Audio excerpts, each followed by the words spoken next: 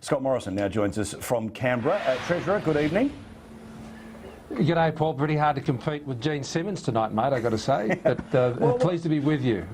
Well, you're the opening act. I haven't put the makeup on. I should have the full black and white makeup on, but not tonight. Perhaps another night. All right. Well, I look forward to this. Dare I say that's a promise? But anyway, now I want to talk to you about a lot of things, including tomorrow's summit and this central question about how the heck the government starts cutting spending. Because I agree with you wholeheartedly, all in, as I was with Joe Hockey, which is the country spends more money than it makes. But first, the news around this afternoon is that the former Senate leader of the Liberals, Eric Abetz, has gone publicly, written a letter to supporters. And he's mentioned the fact that there are many members of the Liberal Party who he believes have either torn up or threatened to tear up their membership as the result of the leadership challenge. What do you think, firstly, of what Mr Abetz said? And secondly, what would you say to anyone considering doing that? Well, firstly, I want to thank everyone who's been so helpful in working through this transition. It's been a very smooth transition. I mean, these events can be very tumultuous and, it impacts everybody in, I think, a very significant way. But I think the transition has been incredibly smooth. I know in my own area, in the Treasury portfolio, and I appreciate the support we've had from the former Treasurer, Joe Hockey, for that. And, we're going on with the job, bringing down my EFO later in the year, picking up the various policy initiatives that were being pursued and taking them forward. And many of those will be discussed at tomorrow's meeting. I wouldn't describe it as a summit tomorrow. They held their summit, and those organisers have come to brief us on the outcomes of that. For those who are still feeling a bit of the events of the past few weeks, well, the government will just get on with the job, being faithful to the core Liberal principles that we have as a party. And the Liberal Party is a broad church. I certainly have some views that sit more to the Conservative end of that broad church, and I'm joined by many others in the cabinet of similar ilk, and we're all one big team. And we are the Liberal Party. We're a Liberal National Coalition government, and we're getting on with the policies of a Liberal National Coalition government as we're elected to do. Did Joe Hockey give you any advice on the way out, or have you been exchanging text messages? Has he given you a key piece of information about wrestling this giant beast that is the economy? Well, of course, I served with Joe in the Cabinet for 2 years, and I served with him on the ERC, and we worked closely on a lot of these issues. So we had many of those discussions over that time. We've exchanged some text messages since, and I appreciated that and the good spirit in which Joe is engaged. And again, another person who is, I think, engaged positively in the spirit of transition, because he knows, like we all do, that what really matters is not the various jobs that we're all doing here, but the job that we need to do for the Australian people, and that's what we're very focused on. It's been a very professional transition, I believe, and we're really hard at work. So what happens tomorrow? Is this the people coming to you with new ideas or stuff that's already been seen many times before? Because it seems to me that fundamental to dealing with Australia's economy and the budget is you either believe you have to spend, you can't spend more than you earn, or Bill Shorten style, Green style, Clive Palmer style, you can just keep kicking it down the road. Well, I think where you have to start is what the overall objective is. So why do you want a strong budget? Why do you want to have a tax system that helps people work, save and invest? You want to do all this because you want to have a stronger economy where people can be more secure in their jobs. Now, in my experience, I always start with the outcome I want to achieve, and I work backwards. Whether it was in immigration, which we all know what happened there with the border protection issues, or in the social services portfolio, it was a similar task. Now, in Treasury, what we need is that we need the country to earn more, Paul. When the country earns more, the way I look at the tax system, it's a bit like this.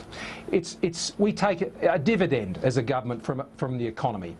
We're a shareholder in the economy, and as a shareholder, we want the economy to be growing. And the more it grows, the better the government does, and the better all Australians do. Now, I don't see the tax system as the government charging the economy, and I think a big part of the tax discussion which is taking place, there are those who think we should be pulling more tax out of our existing level of income, and that's the way that you balance the budget. All you end up doing then is slowing the economy and punishing people as you chase your spending down the road. And if you don't control the growth in spending, then that's what you're left with, and it just is as a negative spiral. So we have to agree that what we want to achieve is the country earning more. Now, when you move from that position, then I think issues, whether it's competition policy, whether it's trade policy, whether it's budgetary policy or tax policy, they all have to serve that goal. And we have to put the ideology away, and we have to focus on what is going to make Australians more secure and confident in their jobs, because they're in a growing, strong economy. That's the goal. But the truth is that you have got potentially a budget before an election, but certainly the next 12 months is all about ramping up to that election. You and I know, because we've talked about it when it came to welfare, we've talked about it when it comes to the economy. You have to cut something very seriously in the next 12 months. How do you work out what to cut that doesn't immediately get blocked by Labor and by the crossbenchers? Because to me, it seems, as good as you are as a negotiator, there is always going to be a more populist argument in everyone can have everything and we'll deal with the cost later. Because, well, the way you achieve it is you have to explain why you're doing it. And that's the point I was just trying to make. Now, what we have to do, Paul, is we need to continue to control the growth in expenditure. Now, we have already had some success at that. We've been able to control the growth rate in expenditure from over 3% to just over 1% over the budget and forward estimates. Now, that is, I think, a great start to our budgetary process. But expending, of course, is still at too high levels. We're at around 26% of GDP. That's the same level it was when we were going through the global financial crisis. And so it's very important that we continue to keep the downward pressure. And one of the ways the New Zealand government were able to do this was simply to say no to new spending initiatives and to ensure that the government was spending the money in the best way it possibly could. So if you wanted to do something new, well, you had to do it by changing your expenditure from other places you were doing it. Now, that's just called budget discipline. Now, you don't do that as an end in its own right.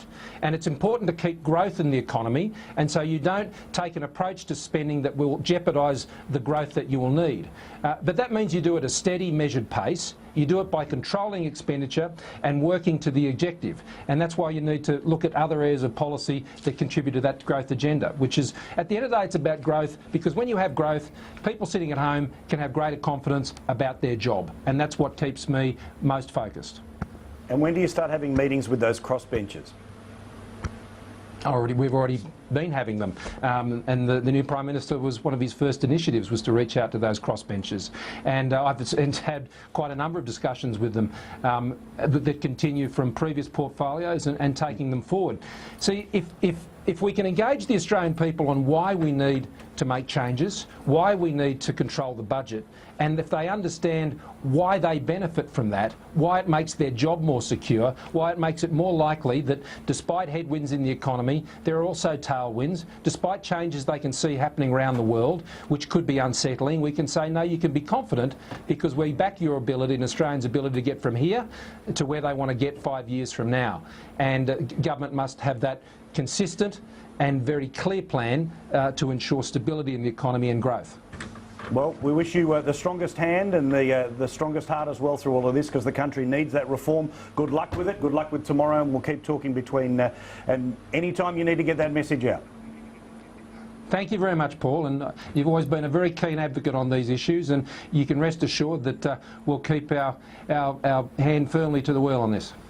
Good man. All right, we'll stick around for Gene Simmons. I know you'll be doing the rock sign in the corner. Thank you, mate. Okay, Scott mate. Morrison, Cheers. Treasurer of Australia there. Quick break, back with more. Let's have a chat about what else happened today, and should we spend $25 million to sit at the big boy table at the UN?